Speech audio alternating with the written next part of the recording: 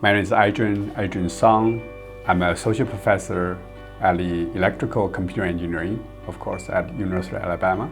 I've been doing research using underwater vehicle. We call it autonomous underwater vehicle.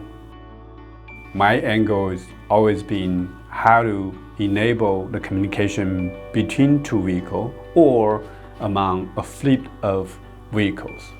A lot of them are about how to use acoustic communication by acoustic waves. So right now in our lab, we have two autonomous underwater vehicles, and we are getting smaller vehicle like this, and hopefully they can form a big group swimming in the ocean. That gets to the recent trip. We are going to the Gulf of Mexico. So we are invited to map the ocean floor. The underwater forest story is that the scientists about 10 years ago, they discovered Asian forest buried in the ocean, but amazingly the forest is not corroded. And they found the wood, they get the wood to get dated, and it turns out the forest was from 60,000 years ago.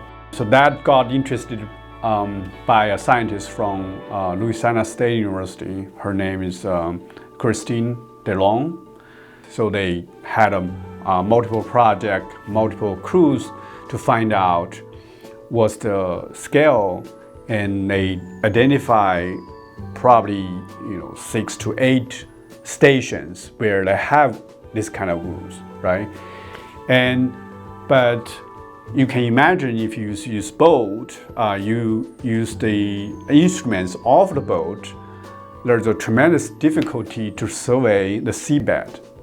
And previously they sent divers down, but divers only can stay 15 minutes in the 20-meter water depths, and they cannot do a comprehensive survey because limitation of the instruments and the diver limitation. And that's why they heard us, we have this capability. They said, oh, maybe we can use your autonomous underwater vehicle.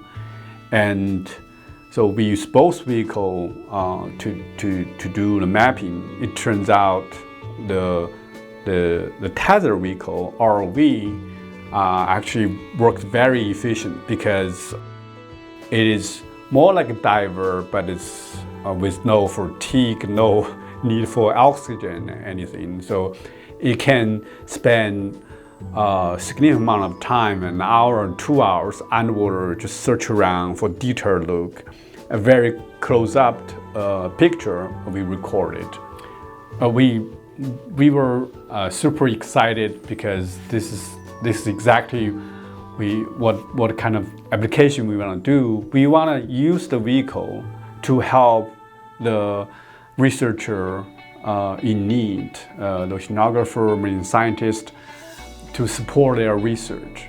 And they also, this kind of project give us application, so that we saw, we not only need to work out the communication, we also should refine the localization. We should work out the efficiency of the mapping. As an engineer, and I'm fascinated about the science too. I think this is fascinating science engineering story. So it really amazed me that a forest 60,000 years ago, and how they got buried and preserved over time, and how in modern time we have to find out the story of the forest. I think that was amazing to me. Also, the scientists are working to preserve this underwater environment, because over time the forest gets exposed more and more. The forest, the woods, are becoming a habitat for marine creatures. So that's something we should preserve.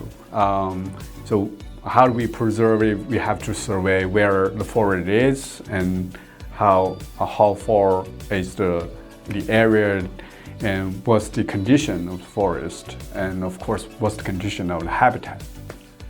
It's amazing to me that 60,000 years ago the coast was far south, and back then there was a forest, right? So, and because of the disappearing of the ice age and the sea level rise and everything, so it's got buried. And of course, and the scientists conjecture that the reason of how it got buried because of the sediments, etc. things. So that's the part I'm still learning.